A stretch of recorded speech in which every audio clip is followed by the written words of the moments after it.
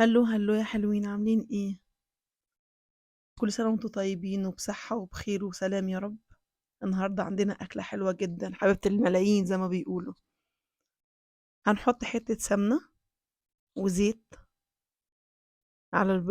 في طاسة، أو زيت أو سمنة لوحديها، زيت ما ينفعش لوحده.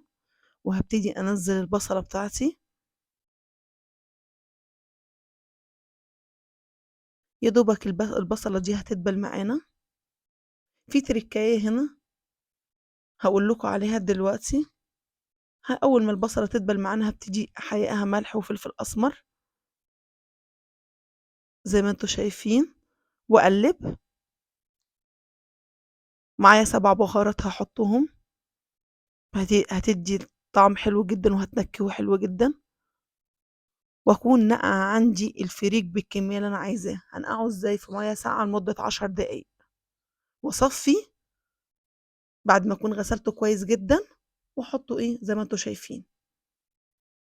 حابة تعمليه بالكبد والقوانص، هترمي الكبد والقوانص الأول مع البصلة وتدّيها تقلبتين تستوي، وبعد كده حُطّي الفريك. أنا رشّيت جوزة الطيب عليها وهاسيبها تبرد. وابتدي دلوقتي غسلت الحمام بتاعي كويس جدًا، هابتدي أفتح الحمامة بتاعتي من جميع الجهات زي ما أنتم شايفين.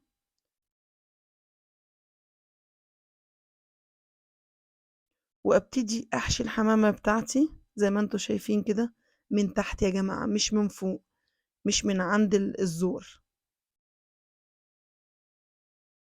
لو من عند الزور ناس كتيرة أوي لسه ما تعرفش تحشي حمام، ناس كتيرة بتخاف من حشو الحمام، عرايس جداد. فأنتِ احشيها من تحت، سهلة وبسيطة وبسرعة، ومن غير ما في حاجة تبوظ منِّك خالص أو حاجة تتقطع منِّك. هابتدي بقى أحشي اللي بين الجلد واللحم زي ما أنتم شايفين، بطريقة سهلة وبسيطة وأحلى من برّه بكتير جدًا. شايفين أهو. أدي الحمام بتاعي بقى فرخة صغيرة. هابتدي دلوقتي أحط سمنة على البوتاجاز، أي نوع سمنة تحبيه، معلقة تومة. أول ما بتبتدي تصفّر معايا التومة زي ما أنتم شايفين، هادّي صدمة للحمام فيه.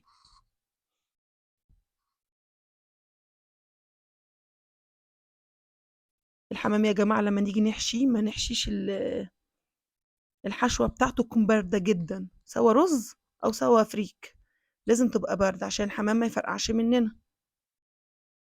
والمَيّة اللي هازوّدها زي ما أنتم شايفين عشان المرقة بتاعته تكون بتغلي من الكتل.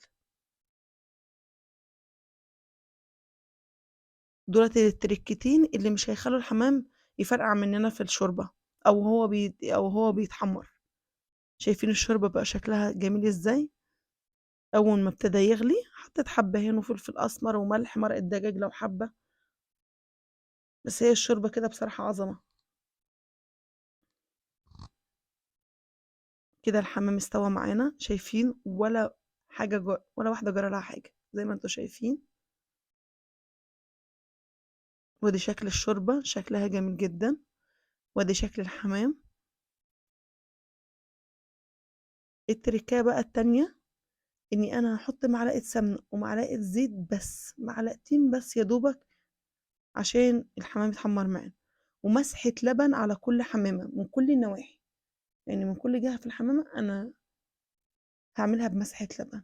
وهابتدي أقلي واتفرّجوا على اللون والحلاوة دلوقتي. شايفين اللون؟